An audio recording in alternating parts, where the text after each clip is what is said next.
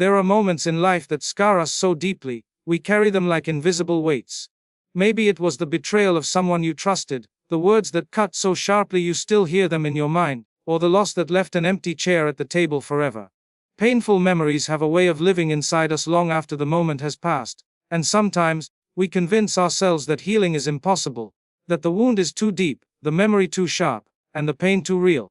But let me ask you this: if you broke a bone years ago, would you still let it remain broken today? Of course not. You would treat it, set it right, and allow time to strengthen it again. So why do we let emotional wounds remain untreated, festering in silence, when healing is always possible?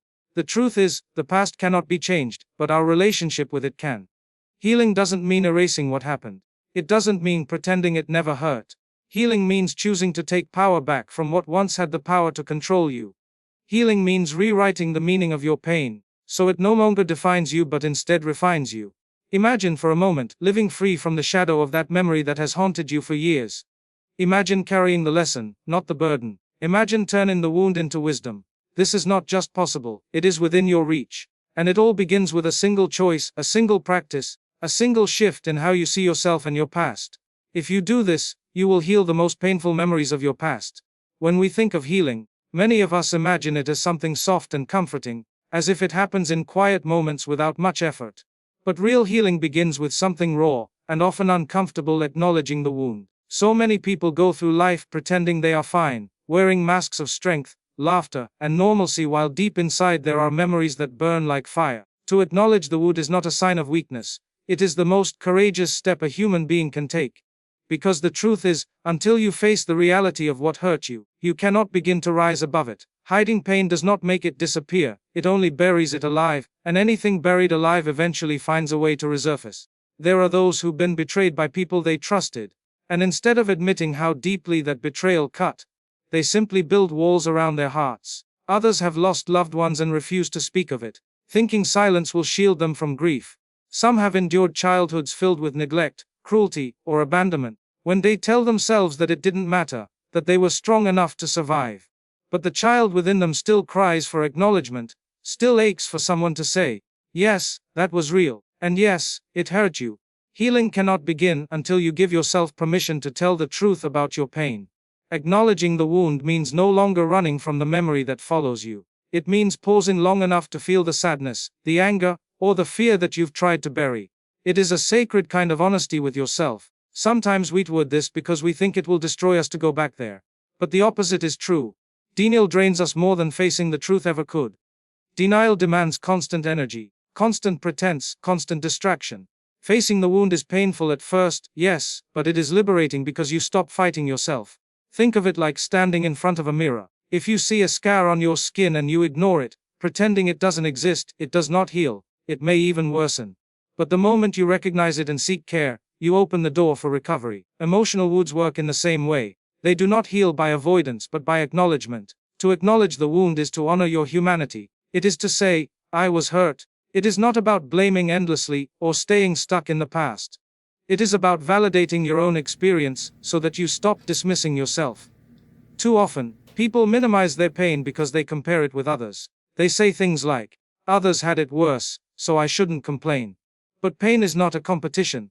What you felt is real to you, and it deserves to be recognized. Acknowledgement is also the beginning of reclaiming your power. When you name the wound, you stop allowing it to exist in the shadows, where it controls you silently. By bringing it into the light, you begin to take control. You begin to separate yourself from the event. You are no longer unconsciously reacting to something you never admitted happened. You are consciously choosing what to do with it. This process can take many forms. For some, it is writing in a journal and pouring onto the page the memories they never dared to speak aloud. For others, it is having an honest conversation with a trusted friend, a counselor, or even speaking to God in prayer, laying bare the hurt they have carried. Some find acknowledgement in creative expression, painting, music, storytelling, giving form to the pain in a way that makes it visible and real. The method doesn't matter as much as the willingness to stop denying and start admitting. And yes, acknowledgement often brings tears. Sometimes it brings rage. Sometimes it brings the shaking of the body or the heaviness of silence. But that is the body and soul finally releasing what has been suppressed. Those emotions are not weakness, they are evidence of strength. They show that you are strong enough to feel and still stand. It's important to understand that acknowledging the wound does not mean you let it define you. You are not saying, "This is who I am forever." You are saying, "This happened to me, and I will no longer pretend it didn't." That honesty is what prevents the wound from defining you, because now you are choosing to define it. Every great journey of healing starts here. Without acknowledgement, every other step becomes shaky. Forgiveness, growth, rewriting your story, all of these require a foundation of truth. Truth is the soil where healing roots can grow. To pretend there is no wound is like planting a seed on stone and expecting it to bloom. But when you admit what happened, when you face the reality of your pain, you create fertile ground for transformation. The past cannot be rewritten, but your relationship to it can. An acknowledgement is the bridge that carries you from denial to freedom. It is an act of bravery, an act of love toward yourself. It is saying, "I am worthy of healing, and I will no longer hide from my truth." It is the first and most essential step in turning painful memories into a story of survival, strength, and eventual peace. Forgiveness is one of the most misunderstood words in the human experience. When people hear it, they often resist, because they think forgiving means saying that what happened was acceptable, or that the person who hurt them deserves another chance, or that justice no longer matters. But true forgiveness is none of these things. Forgiveness is not about excusing the wrong that was done. Forgiveness is about setting yourself free from the chains of the memory that continues to poison your present. It is about releasing yourself from carrying the heavy burden of resentment, anger, and bitterness that only harms you in the end. Holding on to resentment feels natural at first. After all, when someone has wronged you deeply, it is human to feel anger and to want justice. But what often happens is that anger begins to live inside of you like a permanent guest. It becomes part of your thoughts, your words, your actions, and even your relationships with people who had nothing to do with your pain. You start carrying the person who hurt you everywhere you go, replaying the offense over and over in your mind, giving it power again and again. Forgiveness is the moment you decide, "I will no longer allow this wound to own me." It is not saying that they were right. It is saying that you refuse to give them your peace any longer. Think of it like carrying a burning coal in your hand. At first you hold on because you want to throw it at the person who wronged you, but the longer you hold it, the more it burns you, not them. Forgiveness is the decision to drop the coal. The person may never apologize, may never change, may never even understand the depth of what they did. But your healing is not dependent on their actions, it is dependent on your choice. Forgiveness is for you, not for them. There are wounds caused by betrayal, abandonment, cruelty, and injustice that feel unforgivable. The human heart screams, "I can't let this go, because if I do, it means they got away with it." But forgiveness does not erase accountability. It does not mean the other person escapes responsibility. It simply means you refuse to let what they did continue to harm your spirit. You can forgive someone and still hold them accountable. You can forgive someone and still choose to never let them back into your life. You can forgive someone without ever receiving an apology. Forgiveness is not about reconciliation, it is about liberation. Forgiveness also transforms the way you see yourself. Many people who hold on to resentment are not just angry at the person who hurt them, they are angry at themselves for letting it happen. They carry shame, regret, and guilt, replaying the moments where they felt powerless. But forgiveness extends to yourself too. It is saying, "I did the best I could with the strength and awareness I had at the time. I will not keep punishing myself for what I didn't know then." In this way, forgiveness becomes a form of self-love. The journey of forgiveness is not instant. It is often a process, sometimes slow and difficult. There will be days when the anger feels fresh again, when the memory stings as if it happened yesterday. On those days, you may have to remind yourself again and again that forgiveness is a choice you keep making, not just once but as many times as needed until the wound no longer bleeds. Each time you choose release, the grip of the past weakens. Forgiveness also frees your future. As long as you hold resentment, you remain tied to the moment of the wound. Your energy is stuck in the past, unable to flow into building new joys and new experiences. But when you forgive, you unlock that energy. You reclaim the part of yourself that was frozen in bitterness, and you direct it toward growth, love, and purpose. You stop defining yourself by the worst thing someone did to you, and you begin defining yourself by the strength you found to rise above it. This is why so many who choose forgiveness describe it as a weight lifting off their chest, a lightness returning to their steps, a peace they never thought possible. The act of forgiving does not change the past, but it changes the power the past has over you. It closes a door that once kept you trapped, and it opens a new one that leads to freedom. Forgiveness is not about excusing, it is about releasing. It is about choosing yourself over your pain, choosing your peace over your bitterness, choosing your future over your past. It is an act of courage, an act of power, and an act of love for your own soul. When something painful happens in life, the memory of it often becomes a story that we replay over and over in our minds. But the danger is not just in the event itself, it is in the meaning we attach to it. A single wound can become a defining story that says, I am unworthy, I am weak, I am broken, I am unloved. And once that narrative settles in, it colors the way we see ourselves, the way we see the world, and the way we live our lives. The truth is, the event may have been beyond your control, but the story you tell about it is always within your power to change. To rewrite the story is to reclaim ownership over your life, refusing to let one painful chapter dictate the whole book. When you rewrite your story, you don't deny what happened. You don't erase the facts or pretend the hurt never existed. Instead, you choose to tell the story differently. Instead of saying, that moment destroyed me, you can say, that moment tested me, and I am still standing. Instead of believing, I was abandoned because I wasn't good enough, you can reframe it as, I was abandoned, but that was a reflection of their limitations, not my worth. This shift does not minimize the pain, but it changes the role it plays in your identity. Pain is no longer the author of your life, you are. Think of history. Every event that ever happened can be written in multiple ways. A war can be told as a story of devastation, or it can be told as a story of resilience and rebuilding. A loss can be told as the end of everything, or it can be told as the moment when strength and wisdom were born. The event is the same, but the story shapes the meaning. The same is true of your personal history. You may not be able to change the characters who hurt you, the choices they made, or the suffering you endured. But you can change what it all means to you. When you see yourself only as a victim, your story keeps you trapped. It convinces you that life just happens to you, and that you have no power to rise. But when you rewrite the story, you shift from victim to survivor, and eventually from survivor to thriver. You see that your wound did not take away your worth. It revealed your strength. You see that the pain did not define your destiny. It prepared you for it. This reframing turns what once seemed like meaningless suffering into a source of wisdom and purpose. Rewriting your story also changes the way you carry your past into your relationships and future. For example, someone who was betrayed might tell themselves the story that people cannot be trusted.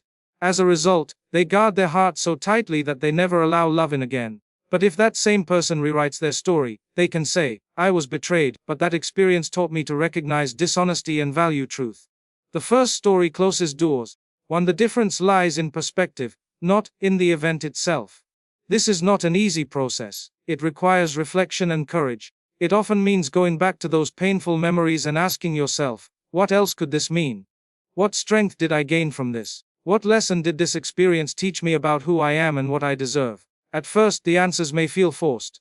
But as you practice, you begin to see that your life is not defined by one moment of pain but by the countless moments of endurance, growth, and love that followed. One of the most powerful ways to rewrite your story is through gratitude, even for the hardest experiences. Gratitude does not mean you are thankful for being hurt, but that you are thankful for the strength, clarity, or compassion that came from it. You may not be grateful that you were betrayed, but you can be grateful that betrayal taught you the value of honesty. You may not be grateful that you faced loss, but you can be grateful that loss taught you to cherish every precious moment of life. Gratitude shifts your story from despair to empowerment, from hopelessness to resilience. Another powerful way to rewrite your story is through service. When you take your pain and use it to help others, the story changes from one of suffering to one of purpose. A person who grew up feeling unloved may dedicate their life to making others feel seen and valued. A person who struggled with failure may become an inspiration to others who doubt themselves. By transforming your pain into service, you rewrite the story not only for yourself but for everyone touched by your journey. The key is to remember that the story is yours, and only you can write it. You cannot control what others said or did, but you can control the meaning you give it now. You are not the helpless child you once were, nor the broken person that memory wants you to be. You are here, alive, with the power to choose a new perspective. And every time you choose to see yourself not as the one who was destroyed but as the one who overcame, the old story loses its grip and a new one begins to emerge. Rewriting the story does not mean the pain never mattered. It means you matter more. It means you refuse to let the most painful memories of your past be the final word about who you are and what your life can become. It is taking back the pen from the hands of pain and deciding to write a story of strength, growth, and freedom. There comes a point in every journey of healing where you realize that holding on to pain keeps you chained to the past, while transforming that pain into purpose gives you back your power. Pain is a teacher, but only if you allow it to be.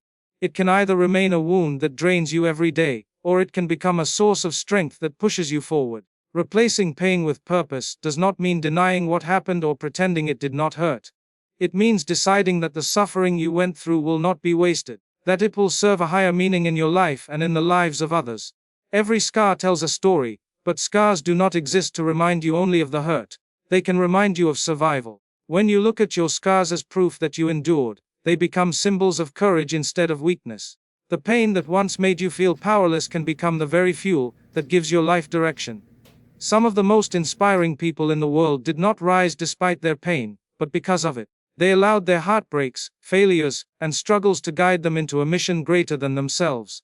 The same possibility exists for you. Replacing pain with purpose begins with asking a powerful question. What can I do with what happened to me? Instead of only asking, why did this happen? Shift your focus to, how can this shape me into someone stronger, wiser, and more compassionate? This shift in perspective turns suffering into seed. The ground of pain is hard and heavy, but if you plant your lessons there, they can grow into something meaningful. For instance, someone who endured loneliness can use that experience to build spaces of belonging for others. Someone who experienced betrayal can commit themselves to being a voice of integrity and loyalty in a world desperate for it. Someone who struggled through loss can become a source of comfort for those grieving. Your greatest struggles often point to your greatest callings. When you turn pain into purpose, you start seeing yourself as a victim and start seeing yourself as a messenger. The very thing that broke you gives you a unique ability to connect with others who are still in the darkness you once knew. People listen more deeply to someone who has walked through the fire and still stands. Your words, your actions, and your presence carry a weight of authenticity that theory or advice alone cannot give. Pain equips you with empathy, it softens your heart and sharpens your vision. It teaches you to recognize hurt in others and to respond with compassion, patience, and understanding. Replacing pain with purpose also changes the way you view your journey. It reminds you that nothing you went through was meaningless. Even the hardest nights, the tears no one saw, the silent battles you fought, each of those moments can be redeemed when you choose to use them as fuel for growth and impact. The weight you carried becomes strength training for your soul. The losses you endured become reminders to value what truly matters. The heartbreak you survived becomes motivation to love deeper and truer. Pain does not have to be the end of your story, it can be the beginning of your mission. This transformation does not happen overnight. At first, the pain may feel too heavy to move, too raw to touch. But step by step, as you acknowledge the wound and release the bitterness, you begin to see openings where purpose can enter. Sometimes it is as small as encouraging a friend with the words you once needed yourself. Sometimes it is sharing your story, even trembling, with someone who feels alone. Sometimes it is dedicating your career, your art, or your time to causes that reflect the lessons you learned in hardship. The scale does not matter. What matters is that your pain becomes useful, that it no longer festers but instead flows into something life-giving. It is also important to recognize that purpose is deeply personal. What brings meaning to one person may not look the same for another. For some, purpose may mean building a family filled with the love they never received. For others, it may mean creating art, writing, teaching, or leading in a way that uplifts. For some, it may mean simply living joyfully and freely as proof that pain did not win. The key is to let your purpose arise naturally from your pain. To let the wound guide you toward the work or mission that resonates with your heart. And perhaps the most liberating truth about replacing pain with purpose is that it transforms not just you but everyone around you. When you rise from what tried to break you and use it to serve, you become a light for others. Your life becomes a living testimony that pain is not the final destination. You give people hope that healing is possible, that beauty can emerge from ashes, and that strength can come from suffering. Your purpose becomes a ripple effect, touching lives you may never even know, simply because you chose not to let your pain go to waste. Pain by itself is heavy, but pain turned into purpose is powerful. It turns tears into lessons, losses into strength, scars into wisdom, and brokenness into bridges. It reminds you that while you cannot change what happened, you can decide what it will mean for your future. And in that decision lies freedom, strength, and the ability to live a life that inspires far beyond your own. Healing is not a one-time decision but a continuous practice, a daily commitment to choosing peace over pain and growth over stagnation. When we talk about practicing daily renewal, it means waking up each day with the intention to create space for healing, reflection, and the restoration of your spirit. Painful memories from the past can resurface unexpectedly, sometimes through triggers, sometimes through quiet moments, and sometimes for no reason at all. That is why daily renewal is essential. It is the way you remind yourself every single day that your past does not own you, that your life is not frozen in the moment of your greatest wound, and that you always have the power to begin again. Daily renewal begins with awareness. Every morning when you wake up, you are faced with two choices: to live in the shadow of yesterday, or to step into the light of today. Renewal is not about denying that the pain ever existed, but about refusing to let it dictate the tone of your present. This can be as simple as pausing before you start your day, taking a deep breath, and affirming to yourself, "Today is new. Today I will not live as a prisoner of what hurt me." That small act of awareness sets the tone for a day rooted in intention rather than reaction. Another important part of daily renewal is reflection. The human mind has a tendency to replay negative memories more than positive ones. Renewal comes when you interrupt that pattern. Journaling at the end of each day, writing down moments of peace, gratitude, or progress, helps to anchor your heart in the present rather than the past. Reflection allows you to see that healing is not just a destination, but a journey you are walking step by step. Even the smallest victories, choosing calm when you could have reacted in anger, smiling when you felt heavy, extending kindness when you didn't have to, are signs of renewal in action. Daily renewal also requires the practice of letting go repeatedly. Sometimes you forgive, release, or reframe a painful memory, only for it to creep back into your heart days later. This does not mean you failed at healing. It means healing requires repetition. Just as the body needs food daily to stay nourished, the soul needs daily reminders to stay free from bitterness.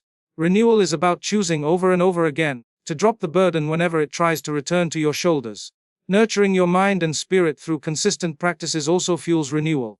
For some, this might mean prayer or meditation, quiet moments where you connect with something greater than yourself and allow your soul to find rest.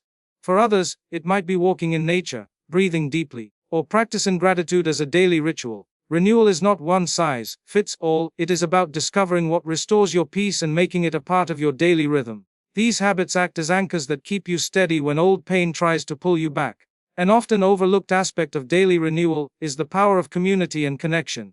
Isolation can make painful memories louder, but sharing life with people who uplift you can silence those echoes. Surrounding yourself with those who remind you of your worth, who encourage your growth, and who bring laughter and warmth into your days is part of choosing renewal. Renewal is not only what you do alone but also what you allow into your life through the relationships you cultivate. Each day is an opportunity to connect with love instead of withdrawing into the shadows of the past. Another layer of renewal is self-compassion. There will be days when the weight of memory feels overwhelming, when you feel like you are walking backward instead of forward. Practicing daily renewal means being gentle with yourself in those moments, reminding yourself that healing is not linear. Some days will be heavier, but they are still part of the process. Self-compassion is speaking to yourself with the same kindness you would offer a loved one, refusing to let shame or self-blame undo your progress.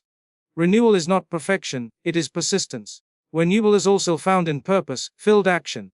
When you dedicate parts of your day to something meaningful, whether it is helping someone else, working toward a personal goal, or simply taking care of your body and mind, you reinforce the truth that you are more than your pain.